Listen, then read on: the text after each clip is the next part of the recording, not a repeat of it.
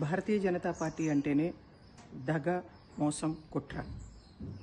దానికి తగ్గట్టు BJP party నాయకులందరూ కూడా బరి తెగించి ఆంధ్రప్రదేశ్కి అన్యాయం చేయటమే కాకుండా పిచ్చి పిచ్చిగా ప్రగల్భాలు పలుకుతూ ఉన్నారు. వాళ్ళకి సమర్థిస్తున్నటువంటి ముఖ్యమంత్రి చంద్రబాబు నాయుడు, అదేవిధంగా డిప్యూటీ సీఎం పవన్ కళ్యాణ్ గారు కూటమి ముసుగులో ఆంధ్ర రాష్ట్ర ప్రజలకి నమ్మక ద్రోహం చేస్తూ ఉన్నారు అనేది చాలా స్పష్టంగా అర్థమవుతా ఉంది.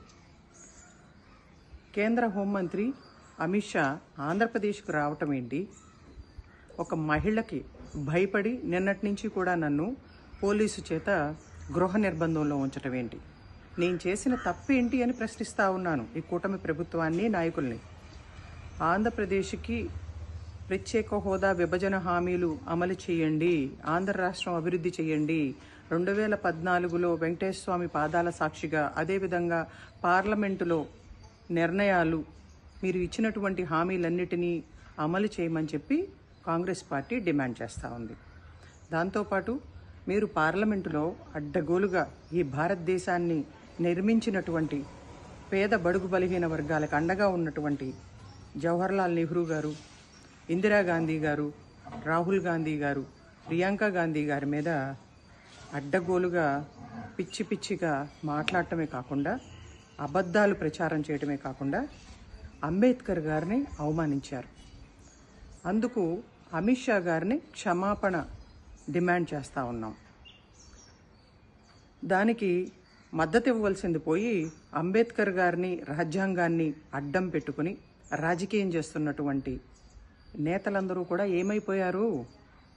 మీకు హక్కుల కోసం, మీకు రిజర్వేషన్స్ కావాలి అంటే, మరి ఏదన్నా ఎవరినన్నా బెదిరించాలి అంటే అంబేద్కర్ గారిని అడ్డం పెట్టుకుంటారా? కేవలం ఓట్లు రాజకీయాలు మాత్రమే చేస్తారా మీరు? అంబేద్కర్ గారు ఇచ్చినటువంటి హక్కుతో, ఇంత స్వేచ్ఛా స్వతంత్రాలతో కాంగ్రెస్ పార్టీ రాజ్యాంగానికి మద్దతు ఇచ్చి రూపొందించబట్టి ఈ రోజున మనందరం కూడా ఈ విధంగా బ్రతుకుతా ఉన్న విషయాన్ని మర్చిపోవద్దు అని చెప్పి రాష్ట్ర ప్రజలను కూడా గుర్తు చేస్తూ ఉన్నాను. ఈ భారతదేశానికి స్వాతంత్రం తెచ్చిపెట్టి ప్రాణ త్యాగాలు చేసినటువంటి జవహర్లాల్ నెహ్రూ గారు, ఇందిరాగాంధీ గారు, రాజీవ్ గాంధీ గారు, మరి ఆ కుటుంబాన్ని మొత్తాన్ని కూడా అవమానిస్తున్నా సరే మేమన్నీ కూడా దిగమింగి ఇప్పటికీ కూడా ఈ దేశం ప్రజల్ని కాపాడటం కోసం, ప్రజాస్వామ్యాన్ని కాపాడటం కోసం నిరంతరం ప్రజాక్షేత్రంలో ఉండి పోరాటం చేస్తున్నటువంటి మేము మరి ఈ రోజున అంబేద్కర్ గారిని బహిరంగంగా పార్లమెంటు సాక్షిగా అవమానించినందుకు క్షమాపణ కోరటంలో తప్పేమీ లేదని చెప్పి నేను తెలియజేయదలుచుకున్నాను.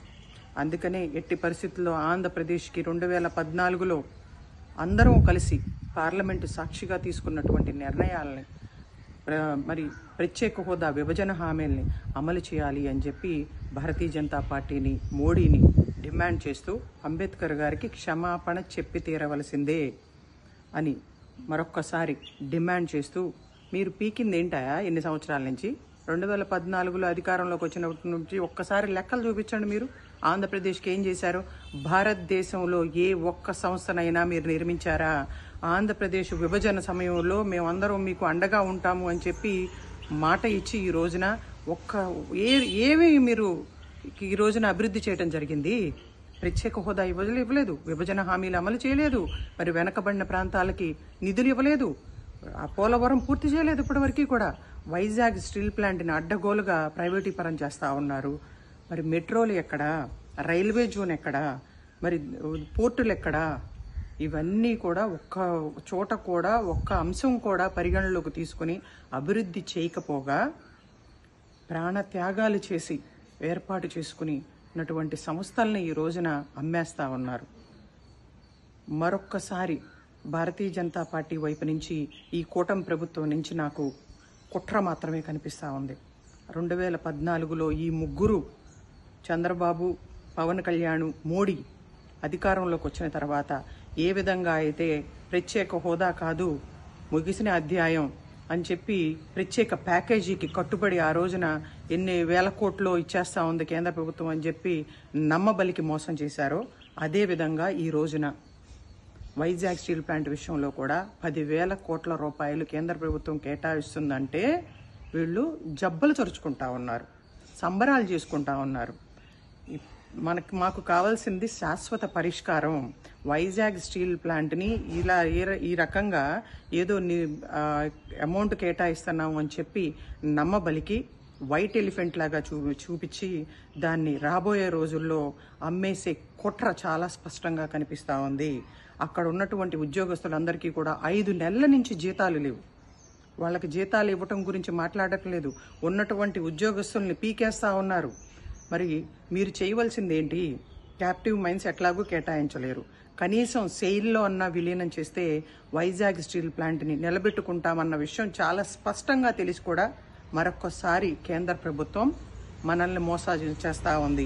ఆ కుట్రలో భాగస్వాములుగా ఉన్నటువంటి చంద్రబాబు నాయుడు, పవన్ కళ్యాణ్ వీళ్ళందరూ కూడా రాష్ట్ర ప్రజలకి క్షమాపణ చెప్పాలి. మరొక్కసారి భారతీయ జనతా పార్టీ పన్నినటువంటి పన్నాగంలో మోసపోవద్దు, ఈ రాష్ట్రానికి అన్యాయం చేయొద్దు అని చెప్పి కాంగ్రెస్ పార్టీ డిమాండ్ చేస్తా ఉంది.